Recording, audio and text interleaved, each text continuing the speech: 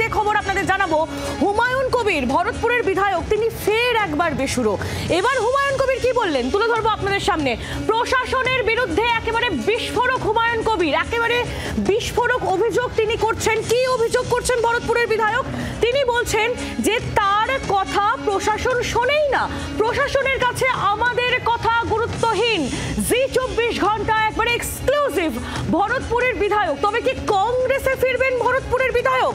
এই প্রশ্ন এই মুহূর্তে সামনে আসছে, কারণ তিনি বলেছেন যে এই বিষয়গুলো এবং প্রশাসনের ব্যাপার, যে প্রশাসন তার কোনো কথা শোনেন না, এবং দলীয় নেতা এবং প্রশাসনের বিষয়ে হুমায়ুন কবির ভরতপুরের বিধায়ক তিনি কি বলেছেন শুরুতেই শোনাবো আগে আপনাদের।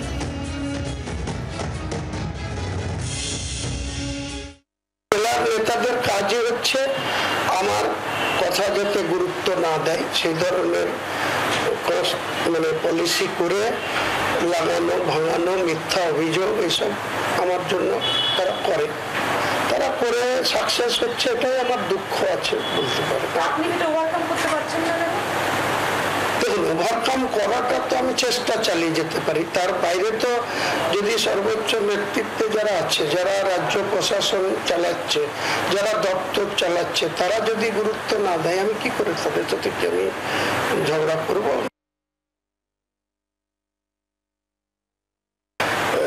ক্ষমতায় ডেভেলপমেন্ট করা হচ্ছে, আমাদের কথাটা যেন জেলা প্রশাসনের কাছেও গুরুত্বহীন। আমাদের জেলায় যে সমস্ত 20 জন এমএলএ আছে, অনেক এমএলএ রেকমেন্ডেই অনেক কিছু হচ্ছে আমরা দেখতে পাচ্ছি। দিদি সরাসরি নিজের অ্যাঙ্গেল থেকে অনেক উন্নয়ন মুর্শিদাবাদে করছেন, এটাও আমরা লক্ষ্য করছি। কিন্তু আমি যে জায়গাতে বিধায়ক হয়েছি, দিদি আমাকে পাঠিয়েছিল, শুরু থেকেই বিতর্ক, শুরু থেকেই সেখানকার অনেক তৃণমূলের সেই সময় পদাধিকারী, তারা প্রধান পদাধিকারী, তারা সরাসরি আমার বিরোধিতা করেছিল। হুমায়ুন কবিরের বক্তব্য আমরা শুনছিলাম। আমার সঙ্গে আমাদের প্রতিনিধি শ্রেয়সী গঙ্গোপাধ্যায় রয়েছেন, আমি শ্রেয়সীর কাছে একবার চলে যাই। শ্রেয়সী, হুমায়ুন কবিরের এই যে বক্তব্য, ঠিক কি অভিযোগ তার আমরা শুনছিলাম, আরো একবার তোমার কাছ থেকে স্পষ্ট করে জানতে চাইবো। এবং হুমায়ুন কবিরের আগেও আমরা দেখেছি যে তিনি বিস্ফোরক হয়েছেন, অভিযোগ করেছেন একাধিকবার, এবং দলের তরফ থেকে বলাও হয়েছে তাকে সংযত হওয়ার জন্য, কিন্তু কোথায় কি? দেখো, হুমায়ুন কবির তিনি যেটা স্পষ্ট বলছেন যে এক্ষেত্রে তার যেটা বক্তব্যের যে জায়গাটা, সেটা হচ্ছে যে তার যে বিধানসভা ক্ষেত্র, সেই বিধানসভা ক্ষেত্রে উন্নয়নের জন্য একাধিক প্রকল্পের কথা কিন্তু তিনি বলেছেন, এবং কিন্তু কার্যত সেই প্রকল্পগুলোকে কার্যকর করার জন্য প্রশাসনের তরফে কোনো ব্যবস্থা নেওয়া হয়নি। এখন এক্ষেত্রে আমাদের তরফে যেটা প্রশ্ন ছিল যে সাধারণভাবে কিন্তু বিধানসভায় দেখা যায় যে বিভিন্ন সময় বিরোধী দলের যারা বিধায়করা রয়েছেন তারা এই বিষয়টা নিয়ে তারা সরব হচ্ছেন, যে তারা বিভিন্ন কাজ করার কথা বলছেন, কিন্তু সেই কাজের ক্ষেত্রে প্রশাসন কোনো ব্যবস্থা নিচ্ছে না। তাহলে হুমায়ুন কবির তিনি শাসক দলের, শুধু শাসক দলের নয়, এত পুরনো একজন বিধায়ক নেতা এবং বিধায়ক, তার ক্ষেত্রে কেন এরকম হচ্ছে? সেক্ষেত্রে তিনি তার যেটা অভিযোগ যে এক্ষেত্রে দলের ভিতরে বিভিন্ন বিষয় নিয়ে তার যে অসন্তোষ, সেই অসন্তোষগুলো তিনি প্রকাশ্যে এনেছেন, বিভিন্ন সময় সবার সামনে বলেছেন। সেই জন্যই কিন্তু তার এলাকার যে উন্নয়ন, তার উন্নয়নমূলক বিভিন্ন প্রকল্পগুলো যেগুলো প্রশাসনের পক্ষ থেকে বা সরকারি স্তরে হওয়ার কথা, সেইগুলো কিছুই করা হচ্ছে না, প্রশাসন সেই বিষয়ে উদাসীন।